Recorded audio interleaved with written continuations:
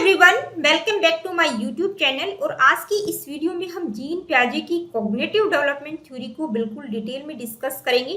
देखिए, प्याजे का संज्ञानात्मक विकास का सिद्धांत क्या है, इस टॉपिक को डिटेल में समझेंगे। इस टॉपिक को स्टार्ट करूं उससे पहले मैं आप लोगों को बताना चाहूंगी कि आपके बीएड और एमएड में तो ये थ्योरी बिल्कुल डिटेल में है ही। इसके अलावा सीटेट यानी कि आप लोगों के जितने भी टेट एग्जाम होते हैं, नेट इन एजुकेशन और टीचिंग से रिलेटेड जितने भी कॉम्पिटिटिव एग्जाम्स होते हैं, उनमें भी आप लोगों को इस थ्योरी से रिलेटेड क्वेश्चंस देखने को मिलेंगे। तो आइए स्टार्ट करते हैं आज की इस वीडियो को। तो इस थ्योरी को समझें उससे पहले एक बार बेसिक हम जीन प्याजे के बारे में जानेंगे, जिन्होंने इस थ्योरी को प्रपोज किया है। तो जीन प्याजे जो है डेवलपमेंटल साइकोलॉजिस्ट थे, जिनका जन्म जो है स्विट्जरलैंड में 1896 में हुआ था। प्याजे जो है अपनी चाइल्ड डेवलपमेंट की जो थ्योरीज हैं उनके लिए फेमस है, और पर्टिकुलरली उनकी जो कॉग्निटिव डेवलपमेंट की थ्योरी है, जो कि आज की इस वीडियो में हम समझने वाले हैं, उस थ्योरी के लिए वो विशेष रूप से जाने जाते हैं। इस थ्योरी में उन्होंने कॉग्निटिव डेवलपमेंट की 4 स्टेजेस की बात की है, और उनका मानना है कि बच्चा जो है हर स्टेज में अलग तरह से अपने संसार को समझता है। प्याजे का मानना है कि बच्चे जो होते हैं वो लिटिल साइंटिस्ट होते हैं, अपनी नॉलेज खुद एक्सप्लोर करते हैं। तो ये थे जीन प्याजे, जिनके बारे में हमने बेसिक समझा।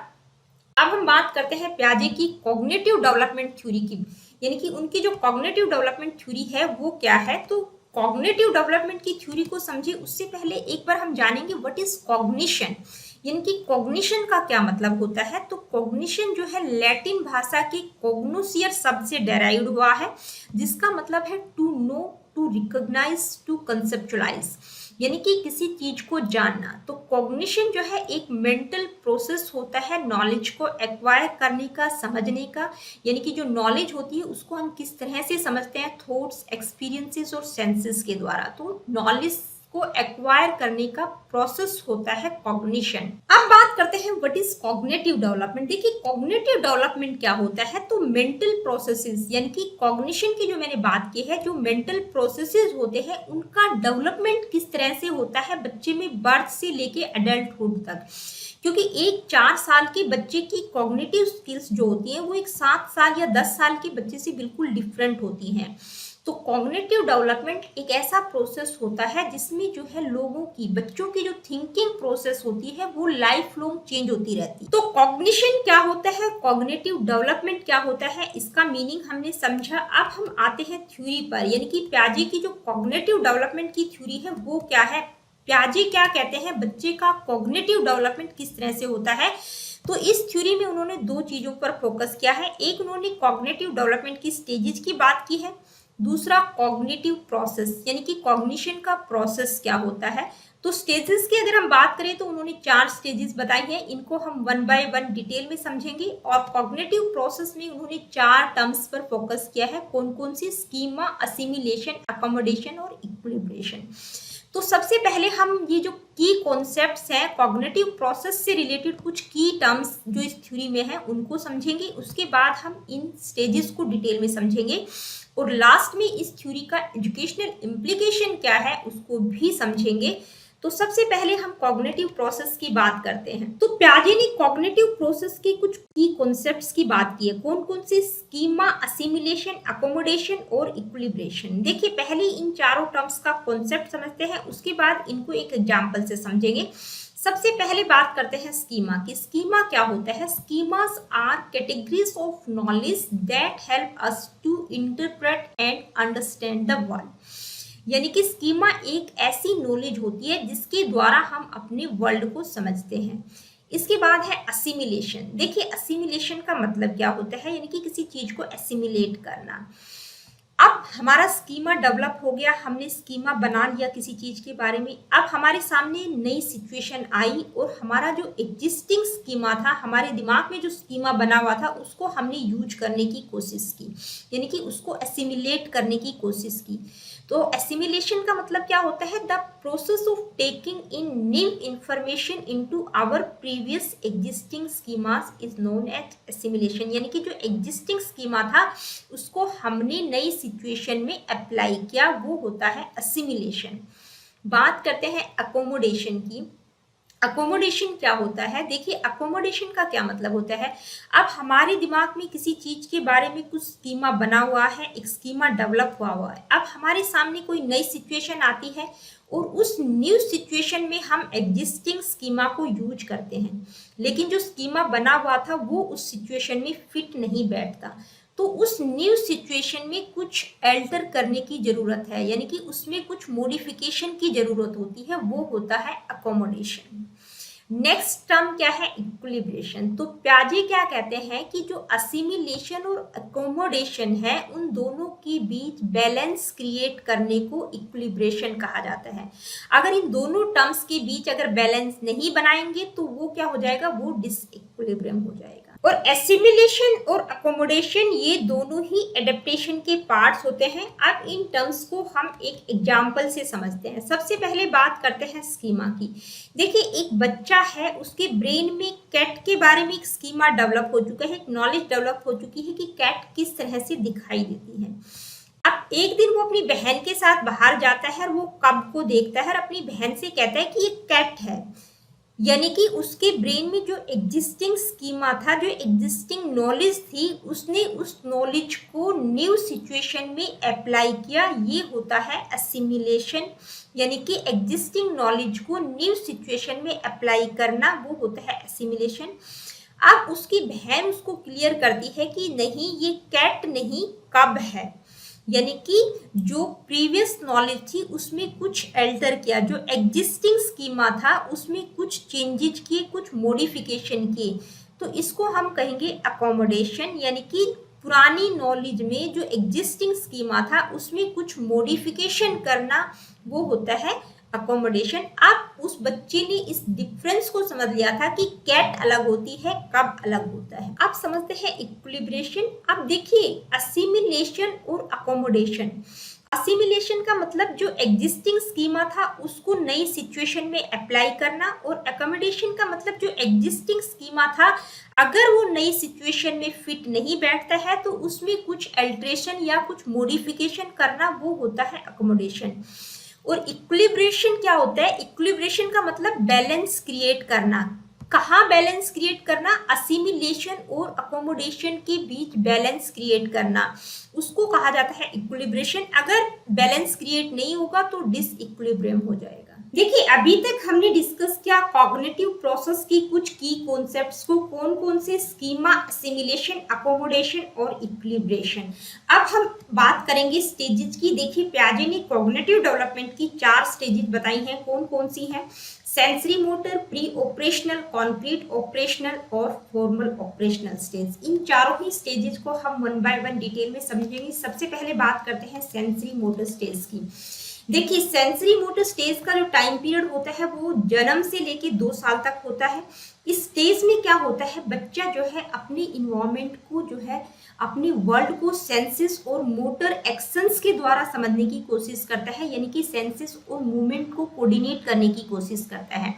एक इस स्टेज का जो की पॉइंट है वो क्या है? ऑब्जेक्ट परमानेंस इस स्टेज में डेवलप हो जाता है बच्चे में, यानी कि बच्चे को अगर आप कोई चीज दिखाएंगे तो वहां पर बच्चे को ये पता चल जाता है कि ये जो चीज है ये एग्जिस्ट करती है, टेम्परेरी नहीं है, परमानेंट। और सेंसरी मोटर स्टेज को 6 सेपरेट सब स्टेजेस में डिवाइड किया गया है। कौन कौन सी सब स्टेजेस हैं सेंसरी मोटर स्टेज की? फर्स्ट है reflexes, primary circular reaction, secondary circular reaction, coordination of reaction, tertiary circular reaction और अर्ली रिप्रेजेंटेशनल थॉट्स। तो देखिए, इन 6 सब स्टेजेस को हम वन बाय वन डिटेल में समझते हैं। सबसे पहले बात करते हैं रिफ्लेक्सेस की। देखिए, रिफ्लेक्सेस जो सब स्टेज है उसका टाइम पीरियड बर्थ से लेके 1 मंथ तक होता है। इस सब स्टेज में क्या होता है? बच्चा जो है अपने इन्वायरमेंट को रिफ्लेक्सेस के द्वारा समझने की कोशिश करता है, जैसे सकिंग, लुकिंग। अगर आप बच्चे के माउथ की तरफ फिंगर लेके जाएंगे तो वो उसको शक करने की कोशिश करता है, उसको देखने की कोशिश करता है। नेक्स्ट है प्राइमरी सर्कुलर रिएक्शन। इसका टाइम पीरियड 1 to 4 मंथ होता है। इस सब स्टेज में क्या होता है? बच्चा जो है कोऑर्डिनेशन करता है सेंसेस और न्यू स्कीमा में, यानी कि उसके अंदर जो न्यू स्कीमा डेवलप हुआ है और सेंसेशन और न्यू स्कीमा के बीच वो कोऑर्डिनेट करने की कोशिश करता है। एक एग्जांपल लेते हैं। मान लीजिए एक बच्चा एक्सीडेंटली अपने माउथ में थंब को ले जाता है, लेकिन फिर वो एक्सीडेंटली ले जाता है, लेकिन जब उसको प्लेजर मिलता है तो वो उस एक्शन को बार बार रिपीट करता है। क्यों करता है? क्योंकि उसको उस काम को करने में प्लेजर मिल रहा है, तो इसलिए वो इंटेंशनली उस काम को रिपीट करता है। नेक्स्ट सब स्टेज है सेकेंडरी सर्कुलर रिएक्शन। देखिए इसका टाइम पीरियड 4 to 8 मंथ होता है। इस सब स्टेज में क्या होता है, बच्चा जो है अपने वर्ल्ड पर ज्यादा फोकस करता है, अपने एक्शंस को इंटेंशनली रिपीट करता है। क्यों करता है? क्योंकि उसको अपने इन्वायरमेंट से रिस्पॉन्स मिलता है। अब यहाँ क्या होता है कि बच्चे के सामने अगर आप कोई चीज ले जाएंगे तो वो उसको देखता रहेगा, और अगर आप उसके सामने से वो चीज हटा लेंगे तो उसको लगेगा कि ये चीज एग्जिस्ट ही नहीं करती। तो इसको बोला गया है out of sight out of mind, यानी कि बच्चे की आंखों के सामने से हटी तो उसके ब्रेन से भी हटी, यानी कि ऑब्जेक्ट परमानेंस का डेवलपमेंट इस सब स्टेज में नहीं होता है। नेक्स्ट है कोऑर्डिनेशन ऑफ रिएक्शंस। देखिए इसका टाइम पीरियड 8 to 12 मंथ होता है। इस सब स्टेज में क्या होता है कि बच्चा जब कॉन्टिन्यूसली किसी चीज को ऑब्जर्व करता है तो उसे पता चल जाता है कि कुछ चीजों के कुछ कॉन्सिक्वेंसेस भी हैं, तो यहाँ उसको कॉज इफेक्ट रिलेशनशिप समझ आने लगता है। दूसरा, इस सब स्टेज में बच्चे में ऑब्जेक्ट परमानेंस का डेवलपमेंट हो जाता है। अब ऑब्जेक्ट परमानेंस क्या होता है कि मान लीजिए बच्चे के सामने कोई चीज अगर हम रख देते हैं तो उसको देखता रहता है, और 1 मिनट के लिए उसको हटा भी देंगे तो भी उसके दिमाग में ये रहता है कि नहीं ये चीज एग्जिस्ट करती है, ये बात उसको समझ आने लगती है। मान लीजिए एक मदर जो होती है बच्चे के साथ कई बार गेम खेलती है कि अपने फेस के सामने हाथ ले जाएगी, फिर हटा लेगी, फिर हाथ ले जाएगी, फिर हटा लेगी, तो बच्चे को पता रहता है कि वो एग्जिस्ट करती है। नेक्स्ट सब स्टेज है टर्सरी सर्कुलर रिएक्शन। देखिए इसका टाइम पीरियड 12 to 18 मंथ होता है। इस स्टेज में क्या होता है, बच्चा ट्रायल एंड एरर एक्सपेरिमेंट करता है, यानी कि बार बार अपनी मिस्टेक्स को वो रिपीट करता है, अलग अलग तरह की साउंड्स क्रिएट करता है, अलग अलग एक्शंस के द्वारा अपने पेरेंट्स का ध्यान अपनी तरफ आकर्षित करने की कोशिश करता है, ताकि वो चाहते हैं कि उसके पेरेंट्स उसकी तरफ ध्यान दें। नेक्स्ट है अर्ली रिप्रेजेंटेशनल थॉट। देखिए इसका टाइम पीरियड 18 to 24 मंथ होता है। इस सब स्टेज में क्या होता है, बच्चा जो है फिजिकल एक्शंस के बजाय मेंटल एक्टिविटीज पर ज्यादा फोकस करता है, यानी कि इमिटेट करने की कोशिश करता है, बिहेवियर को कॉपी करता है, या मेंटल एक्टिविटीज में उसका ज्यादा इंटरेस्ट हो। तो देखिए अभी तक हमने सेंसरी मोटर स्टेज की 6 सब स्टेजेस को डिस्कस किया। अब हम बात करते हैं सेकंड स्टेज की। सेकंड स्टेज है प्री ऑपरेशनल स्टेज, जिसका टाइम पीरियड 2 से 7 साल होता है। अब इस स्टेज में क्या होता है, जो बच्चा होता है वो चीजों को सिंबॉलिकली देखता है। कैसे? मान लीजिए अगर आप अपने बच्चे के सामने फोन करें और बच्चे के हाथ में कोई भी आइटम है तो उसी को पकड़कर वो कान पर लगाकर फोन करने की कोशिश करता है। इस स्टेज में बच्चे का जो कम्युनिकेशन होता है वो बेहतर होता है, मेमोरी और इमेजिनेशन पावर का डेवलपमेंट हो जाता है। अब इस स्टेज की 2 सब स्टेजेज हैं। कौन कौन सी? फर्स्ट है प्री कंसेप्चुअल स्टेज, जो कि 2 से 4 साल तक होती है। अब इस सब स्टेज की भी 2 कैरेक्टरिस्टिक्स हैं। कौन कौन सी? ईगोसेंट्रिज्म और एनिमिज्म। सबसे पहले बात करते हैं ईगोसेंट्रिज्म की। तो देखिए ईगोसेंट्रिज्म का मतलब क्या होता है कि जो बच्चा होता है वो ईगोसेंट्रिक होता है इस स्टेज में, यानी कि उसको सिर्फ और सिर्फ अपना पॉइंट ऑफ व्यू दिखाई देता है, किसी दूसरे की बात को वो समझने की कोशिश नहीं करता।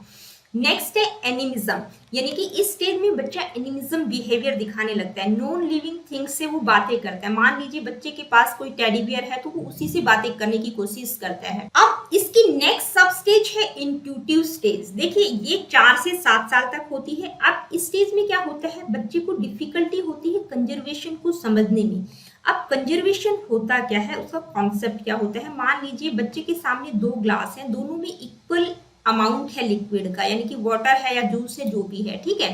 अब एक ग्लास के जूस या वाटर को अगर हम एक टॉलर और नैरो ग्लास में ट्रांसफर कर दें, जैसे इस ग्लास में ट्रांसफर कर दें, तो इस ग्लास में बच्चे को ज्यादा जूस दिखाई देगा या ज्यादा वाटर दिखाई देगा। तो अगर उसे पूछा जाता है कि भाई किस ग्लास में ज्यादा वाटर है, तो वो कहेगा इस टॉलर ग्लास में है, क्योंकि ये बड़ा है। यानी कि उसको यहाँ कंजर्वेशन का कॉन्सेप्ट नहीं क्लियर होता, उसको नहीं पता चलता कि शेप और साइज के चेंज होने से वॉल्यूम और क्वांटिटी चेंज नहीं होती है। नेक्स्ट है उसको रिवर्सिबल थिंकिंग का डेवलपमेंट यहाँ बच्चे में नहीं होता है, यानी कि बच्चे को अगर हम बोले 1 to 10 काउंटिंग करो तो वो कर लेगा। अगर उससे कहा जाता है कि रिवर्स काउंटिंग कीजिए, 10 to 1 काउंटिंग कीजिए, तो यहाँ बच्चा जो है रिवर्स काउंटिंग नहीं कर पाता है। नेक्स्ट स्टेज है कॉन्क्रीट ऑपरेशनल स्टेज। देखिए इसका जो टाइम पीरियड वो 7 to 11 ईयर्स होता है। इस स्टेज में क्या होता है, बच्चा जो है कॉन्क्रीट ऑब्जेक्ट्स के द्वारा देखिए कॉन्क्रीट ऑब्जेक्ट्स के द्वारा अपनी प्रॉब्लम को सोल्व करना सीख जाता है। कॉन्क्रीट का मतलब होता है जिसको हम छू सकते हैं, देख सकते हैं। तो यहाँ बच्चे में एब्स्ट्रैक्ट थिंकिंग का डेवलपमेंट नहीं होता। अब कुछ कॉन्क्रीट ऑपरेशंस की बात प्याजे के द्वारा की गई है, यानी कि कुछ की कॉन्सेप्ट हम कह सकते हैं इस स्टेज के। कौन कौन से? फर्स्ट है कंजर्वेशन। देखिए इस स्टेज में बच्चे में जो है कंजर्वेशन का जो कॉन्सेप्ट है वो डेवलप हो जाता है, यानी कि यहाँ उसको पता चल जाता है कि शेप और साइज के चेंज होने से वॉल्यूम और क्वांटिटी चेंज नहीं होती। कंजर्वेशन उसको समझ आने लगते हैं। नेक्स्ट है रिवर्सिबिलिटी, यानी कि रिवर्सिबल थिंकिंग का डेवलपमेंट भी बच्चे में हो जाता है। अगर उसको कहीं कि 1 से 10 तक काउंटिंग कीजिए तो भी करेगा, और अगर उससे बोला जाता है 10 to 1 कीजिए तो भी वो कर लेगा। जबकि जो पिछली स्टेज थी प्री ऑपरेशनल, वहां पर बच्चे में दोनों ही कॉन्सेप्ट्स का डेवलपमेंट नहीं हुआ था, कंजर्वेशन और रिवर्सिबिलिटी। तो कंजर्वेशन का जो कॉन्सेप्ट है वो कौन सी स्टेज में आता है? कॉन्क्रीट ऑपरेशनल स्टेज में, और रिवर्सिबिलिटी का। नेक्स्ट कॉन्क्रीट ऑपरेशन है ट्रांजिटिविटी। देखिए ट्रांजिटिविटी का मतलब क्या होता है कि बच्चा यहाँ सीक्वेंस में चीजों को अरेंज करना सीख जाता है, यानी कि छोटे से बड़ा या बड़े से छोटा, अगर उसको किसी भी तरह से बोलेंगे तो वो कर सकता है। इसके बाद है क्लासिफिकेशन, यानी कि बच्चे में क्लासिफिकेशन का कॉन्सेप्ट डेवलप हो जाता है। साइज कैरेक्टरिस्टिक्स के हिसाब से वो चीजों को क्लासिफाई कर सकता है। कलर, साइज, शेप आदि के आधार पर किसी भी तरह से उसको बोला जाए तो क्लासिफाई चीजों को कर सकता है। जैसे कि यहाँ पर ऑरेंज और ब्लू कलर के फ्लावर्स को क्लासिफाई करना है तो कर सकता है।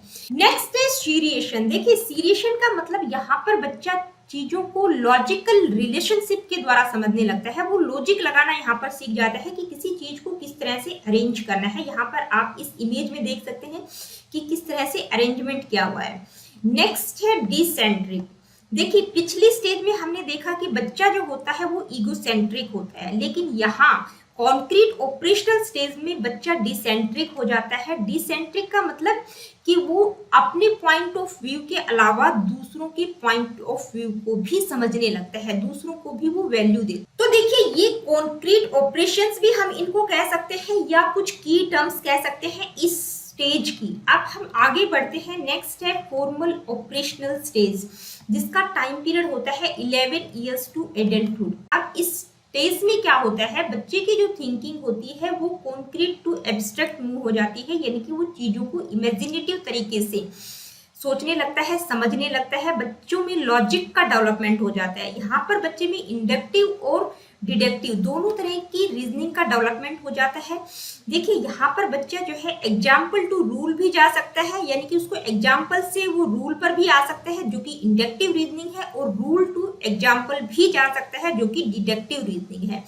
तो फॉर्मल ऑपरेशनल स्टेज की 3 मेन कैरेक्टरिस्टिक्स हैं कि बच्चे में एब्स्ट्रैक्ट थिंकिंग का डेवलपमेंट हो जाता है, वो आइडियलिस्टिक रहता है और लॉजिक लगाना सीख जाता है। तो देखिए ये थी कॉग्निटिव डेवलपमेंट थ्योरी जो कि प्याजे के द्वारा बताई गई है, जिसमें एक तो कॉग्निटिव प्रोसेस जिसमें कुछ की कॉन्सेप्ट्स की बात की गई है, और दूसरा स्टेजेस जो कि 4 मेन स्टेजेस हैं उनको हमने डिस्कस किया। अब हम इस थ्योरी का एजुकेशनल इम्प्लीकेशन देखेंगे कि शिक्षा के क्षेत्र में इस थ्योरी को किस तरह से यूज किया जा सकता है। तो फर्स्ट पॉइंट है simple to complex and project method of teaching. देखिए ये थ्योरी हमें बताती है कि चीजें जो है वो सिंपल टू कॉम्प्लेक्स होनी चाहिए, यानी कि जो डिफिकल्टी लेवल है वो सिंपल टू कॉम्प्लेक्स, और प्रोजेक्ट मेथड पर उन्होंने बहुत ज्यादा फोकस किया है क्योंकि जो बच्चे होते हैं वो करके सीखना ज्यादा पसंद करते हैं। नेक्स्ट है कि इंडिविजुअल डिफरेंसेस को एक्सेप्ट किया जाना चाहिए, क्योंकि जो बच्चों का डेवलपमेंटल प्रोग्रेस है वो बिल्कुल डिफरेंट होती है, रेट ऑफ डेवलपमेंट डिफरेंट होता है। नेक्स्ट ये थ्योरी हमें बताती है कि जो टीचर और करिकुलम डिजाइनर है वो किस तरह का करिकुलम डिजाइन करे ताकि वो बच्चों के लिए बेहतर हो, उनके लिए फायदेमंद हो। नेक्स्ट है कि इस थ्योरी में बताया गया है कि इंडिविजुअल एक्टिविटीज के साथ साथ कोलैबोरेटिव एक्टिविटीज का भी अरेंजमेंट किया जाना चाहिए एक टीचर के द्वारा, क्योंकि जो बच्चे होते हैं वो अपने पेरेंट्स और टीचर की बजाय अपने साथी लोगों से ज्यादा सीखते हैं। नेक्स्ट है एम्फेसिस ऑन डिस्कवरी अप्रोच। देखिए इस थ्योरी में डिस्कवरी अप्रोच पर बहुत ज्यादा फोकस किया गया है, क्योंकि जो बच्चे होते हैं वो सुनने की बजाय करके सीखना ज्यादा पसंद करते हैं। नेक्स्ट है arrange classroom activities so that they assist and encourage self learning. देखिए क्लासरूम एक्टिविटीज इस तरह से अरेंज करनी चाहिए ताकि बच्चों को सेल्फ लर्निंग के लिए इंकरेज किया जा सके, क्योंकि प्याजे का मानना है कि जो बच्चे होते हैं वो लिटिल साइंटिस्ट होते हैं, अपनी नॉलेज खुद एक्सप्लोर करते हैं। तो देखिए ये था एजुकेशनल इम्प्लीकेशन इस थ्योरी का। तो इस थ्योरी को हमने बहुत ही डिटेल में समझा है। फिर भी अगर आप लोगों का कोई क्वेश्चन, क्वेरीज या किसी प्रकार का कोई फीडबैक आप मुझे देना चाहते हैं तो प्लीज कमेंट करके जरूर बताइएगा। अगर वीडियो इंफॉर्मेटिव हो तो like, share and do subscribe the education classes.